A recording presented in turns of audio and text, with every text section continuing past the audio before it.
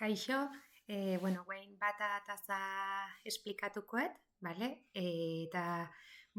Ataza hontan, pixkat ikusi dugu kontzientzi digitala zer dan, eta teknologia digitalen erabilera arduratsua egiten dugula bermatzeko ariketa bat proposatzezan, bai?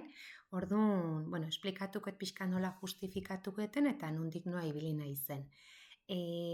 Dokumentu bat daukau, datuen babesaren ordezkaria, ikusteala, erabiltze deun herramienta digital bakoitza ikasgelan, ze pribatasun politika dauzkan, ze software daukan, erregistroa behar danez, pixkat zerrenda hori behidatzeko aukera eman digute, eta hasi naiz lehenengo, azterketa bat iten. Orduan, hemen pixkat entregai behidatuta jartzezun lehenengo ataza izango zela gure teknologia bildumen eguneratutako esteka. Orduan, nik genialia hau zan hasiera baten, presentatu nuna eta jada eguneraketak txertatu ditut. Orduan, genialia hontan hezkuntzako, nire irakaskuntza jardunen erabiltze dituten baliabide asko dauzkat, bai, asko hezkuntza plataformetako dira, eta horiek beste dokumentuan baino hemen eman ziguten erabiltzaile hontan bilatu ahal izan ditut, eta hasiera baten neuzkan herramienta guztik kolore berdea zeukatela. Justifikatuet baliabide horren baitan, bai? Orduan adibidez Drive, Calendar, Google Docs, olako baliabidek ez ziaten inungo arazoik ematen. OBS orain erabiltzen nahi zen bideo editorea, bale? Orduan, horienak ziurtatu nituen berdek ziala, eta gehien bat denak banan aztertu ondoren, hemen inun ariketan, hemen atera zitzaizkian bilduma, bai? Hemen, pixkat alor bakoitzan, hemen ikusi aldia horik, berden bat, eta neuzkan baliabidek, bai, gehitu itutenak bebiko ibilbide hontan zer, bale? Hoiek izango zian nire baliabideko. Orduan, behin identifikatuta, dokumento horta junitzan, eta taula hubeten, bale? Ikusi nituen ze baliabidek neuzkan horiz, aldatzeko, bale? Eta pixkat dokumento hortan baliabide bakoitzak, herramienta bakoitzak barneze hartzezun. Orduan, bai irakaslea izeko kionez, siguiendo siempre lo establecido en los apartados advertencia y recomendaciones, jartzezian, ariketak esplikatzen bezala, eta gero en el alumno jartzezian siempre que se cumplan los requisitos establecidos en el apartado registro alumnado bete barzala. Eta konturatu nintzen Padletan kasun, horrez gain jartzezula zehola aukera erregistratu gabe eta bere datu pertsonalak sartu gabe erabiltzeko aukera, Kajutek ere modu anonimon kodigo baten bitartez konektatzeko aukera ematezula, eta Mentimeterrak ere registratu gabeko aukera ematezula, bale? Hoi pixkat zehon zehaztapen horietan. Orduan, jardueran, esteka eguneratuta bialtzea zen lehenengo ataza, eta pixkat justifikatu behar nun, horiz neuzkanak, ze justifikazio hartuko nuke, eta ze neurri erabiliko nituke nik bermatzeko datuen babesa eta kontzientzia digitala bermatzetela ikasgelan hauek erabiltzeako bitartan, lehenengo esplikatukoet irakasle modun, bai? Orduan, irakasle gisa erabiliko duzun tresna bat bada, honen inguruko argudiezketarako harrak eta gomendioak atalerako irizpideak oinarri hartu eta hauen erabilpen egokia egiteko hartuko dituzun neurriak azaldu, bale? Orduan, zehaztu ditut nire kasun zeintzuk zian hori zemate zizkian herramienta hauek, ChatGPT, Loom, Canva, Geniali, Padlet, YouTube, Kahoot eta Mentimeter, bale? Eta, nire justifikazio izan da, tresna hauek erabiltzen ditut, hezkuntza helburuarekin beti ere, advertentziaz eta rekomendazioz atalen arabera, erabilera arduratsua bermatuz, bale? Helburua da, ikaskuntza esanguratsua sustatzea eta gaitasun digitala indartzea. Orduan, irakasle modura, ikusiet, hartuko dituten neurrik edo asko hartzaitutela konturatu naiz, baina berri datzeitut eta nola kudeatuko dituten idaztea oso interesgarria iruditu zaitarik eta hontan, Orduan, bueno, horietako neurri bat izango arrisku analisia, tresna bakoitza erabili aurretik ziurtatu datuen babesa eta pribatasuna bermatzen dutela, eta soilik orduan erabiliko ditut. Gero, tresna bakoitzak datu babeseko ordezkariekin kontrastatu, bale? Eta irizpideak, guain ariketa egiteko indeten bezala, eta ikusi ze irizpiden baitan erabili halko nituzken, bai? Gero beste hartukoeten beste neurritako bat izangoa datu pertsonalen erabilera saihestea. Ikasleen datu pertsonalik inoiz ez ditutela aplikaziotan eta tresnautan partekatuko. Inoiz ez dugu, inoiz ez deten iten zeo zer da. Eta gero, helburu pedagogiko argia izatea. Tresna soilik jarduera didaktiko planifikatuetan erabiliko ditutela eta irakaslearen gidaritzapen. Orduan, ikasgelan planteatzetenen olarko erramienta bat, nik jadatun babesan politikak irakurrita emango ditut, ikusikoet ze segurtasun neurri hartzeian, ze datu pribatasun politika dao, eta horren baitan planteatuko ditut eta gidarituko ditut beti nik ikaslek. Gero edukien biltegiratze segurua, lortutako emaitzak ikastetxeko plataforma ofizialetan gordetzea, eta ez kanpo zerbitzarietan, bale? Orduan, ikastetxen zerbitzari propioa daukagu, kasu hortan, eta gero pribatasun eta baldintzen jarraipena. Tresna pribatasun politika eta baldintzak aldizkaberri ikasteko protokolo bat eta ekintza batin. Adibidez, erronka bakoitzen hasieran interesgarria izango zen irakasle modua ikustea ze baliabide digital ibili baitaun, eta berbegiratu ze hau bideotan azaltzen bezala oso azkar joazte teknologia hauek, pribatasun politikak aldatu aldia eta ziurtatu bermatzeiala horiek ikasgelan. Ikasgelan eta irakasle jardunen. Eta gero, irakasleakin erabiltzen ditudan tresnen digitalen erabilera arduratxun, aplikazio berdinak erabiliko nitun, eta ikasleekin zen neurri hartuko iteu edo zein berbegiratuko iteu berriro, baimena eta gardentasuna, informazioa familiei bidaliko zaie, eta hoi ikasturte hasieran, lehenengo egunen ikasleekin iteu dinamika bat gaitasun digitala neurtzeko, eta kasu hontan, badin txikikok dianei, baimen informatuk eta jakin bidek partekatze zaizkie, bale? Ez da gure kasua, 14 urte beragoko ikasleik eukitzea. Gero, erregistro kontrolatua, ezkontza bertsioak erabiliko dira, eta ikasleen kontuak ikastetxeko helbideraekin sortuko dira. Gure ikastetxe etortzeian ikasle guzti behaien ikastetxeko kontu bat daukate, erabiltzaile bat, eta proposatzean guztia hortikiteko bideratze zaie, eta hezkuntza plataformak, Classroom eta Google plataforma daukaguk ikastetxen, Moodle ez daukagu, orduan hortik bideratze dugu. Gero, datuen babesa, datu pertsonalik ez izena irudirik partekatzeko hoi ere lehenengo egunen ite deun dinamikan sustatze deu, eta izango iti bat erabiltze du beraiek, eta taldeka ere taldekatzien taldean izena jartze du guztiz anonimoa izateko. Gero, pribatasuna eta edukien kontrola. Soilik plataforma ofizialetan gordeko jala eta pribatasun ezarpenak bermatzea arautuko deula.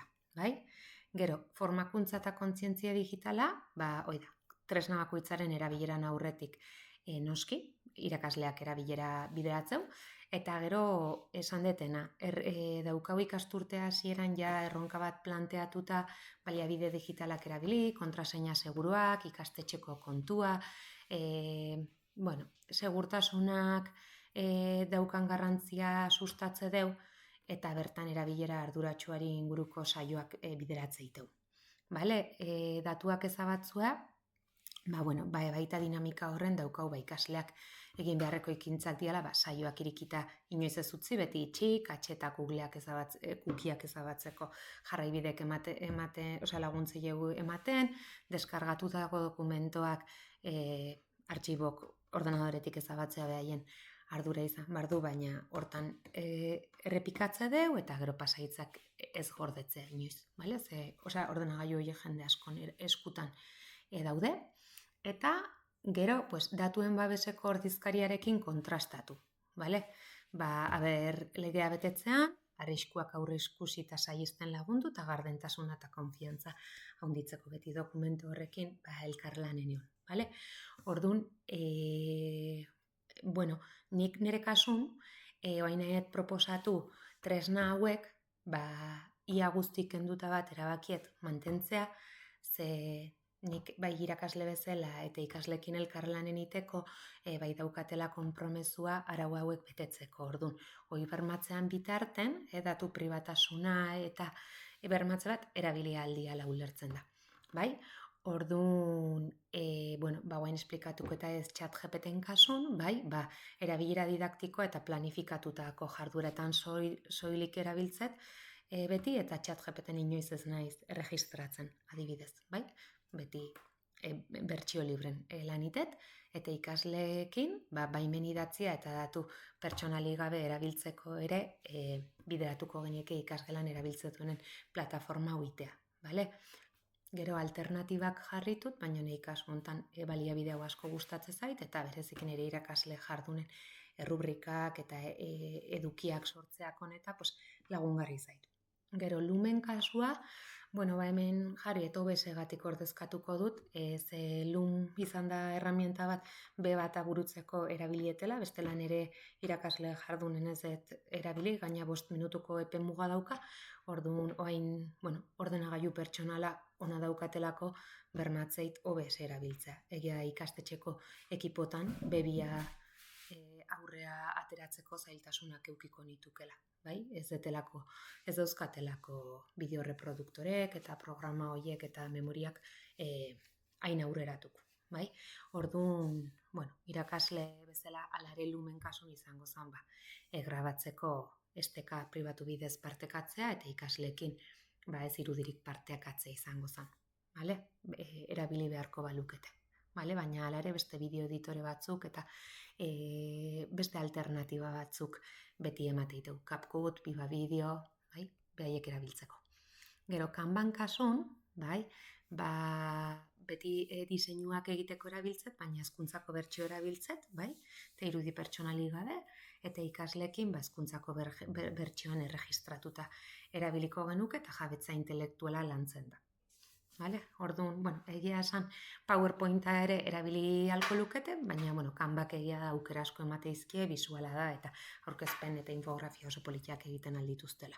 Mantenduko nuke, Genialia adibidez, irakasle modura, azkenen nik gehien erabilietena da akreditazio hau ateratzeko garaian, eta pasaitz bidez babestuta, alaxe dauzkat, pasaitzak inoiz ez gorde eta aldiro sartzen izenen erregistratzea izango zen segurtasuna bermatzeko hartuko nuken beste neurri bat, eta ikaslekin jarduera zehaztuetan soilik erabili, erregistro baimena eta erabilera mugatuakin.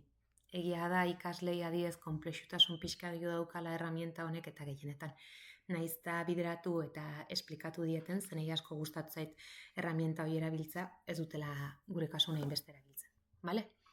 Eta Moodleko baliabideak adiez guk ez dauzkau eskuragarri, eta Microsoftekoak adibidez, Padletan kasun, irakasle modura, ideiak biltzeko espazio anonimo gisa erabiltzen dut, eta ikaslekin erregistro gabe eta anonimatuta. Orduan, hor datu babesa bermatzet eta ikaslek ez dute erregistratu behar, Eta alternatiba, Moodle edo Odei plataformak, ikastetxekoak, mantenduko nuke Padleta, eta YouTube, hemen jartzetan bezala soilik bebian erabiliet, zalantzak eukin itula, ere alnitula drive pertsonalea jo behar nitun, memoria askotan arazok dauzkat, eta orduan pentsatu nuen ere YouTubeko kanalea igotzea bideo guzti hauek, eta eskuragarri tasuna bermatzeko, Orduan, gero egia da irisgarritasunai dagokionen azpititulok edo bideo batek jarri nahiko banizkioke erabiliko nitukela irakasle jardunen, baina ez hain momentuz ikasgelako beharroi suertatu, dauzkaten beste baliabide askokin ondo moldatzen naizelako, eta ikaslekin, zerrenda itxietan eta adinegokiko kontuak kontutan hartu beharko genituke zer plazaratu aurretik beraiekin, eta baina ikaslekin ez daukatu ditura erabiltzeko, eta eta gero kajutai dagokionez, irakasle modurare datu pertsonalik gabe, erabiltzet eta ikasleekin anonimatu zenez. Guk kode bidez mobilan bitartez erabiltzet duen. Ta, egia esan ere, erronka hasieratan haur ezagutzak jasotzeko askotan erabili izan duet, egia da guain iakin daukan aplikazio berrioik ajutena probatzea, bai gustatuko litzaidakela, ze aukera aurreratuko ematizkiate, baina bestela ere egia esan beste alternatibak Sokratif. Igual etorkizunean probatzeko bai ustetela, berrikusita. Eta azkenekoz mentimeter eukiko nun, bale? Feedback azkarra jasotzeko eta askotan ideia zaparra da, edo postiken dinamika edo beharren, hoi erabili izan dut, baina identifikaziorik gabe indet beti erabilietenen, eta hoxe ikasleak erregistratu gabe, eta datu pertsonalik partekatu gabe, iritsi zaie eta erabili du. Baina, beste aukera bat eta askotan erabiltzetena ere Google Formsak dira, azkenen Google plataformakin lan aite deulako eta oso familiarizatutan horiek erabiltzea. Bai? Orduan, nire bataza hemen ere ezea lizentziamendua jarri jot, bale? Eta gero, hemen bukatzeko tresna digital horiak erabiliz, datuen babesa pribatasuna eta erabilera arduratsua lehenesten ditut, bai? Tresna bakoitza irakasle modura justifikatzen dut, gomendioak eta oharrak kontutan hartuta, eta ikaslekin beti baldintza arautuetan lanen aritzeko modua justifikatzen dut, bale? Ikasleen erregistro bidez, erregistroa betez izango zala, eta alternatiba berdeak lehenesten ditut, eta nire baliabideen gehiengoa alaxe dira, bale? Hasieran esplikatueten bezala, eta hoxe. Eta ikastetxean kontzientzia digitala sustatzeko ekentza aktiboak garatzen ditutela, eta hortan sentitzet kontzientzia maila badaukatela, eta hoxe esango nuke, bale? Mila esker eta hurrengo ataz arte.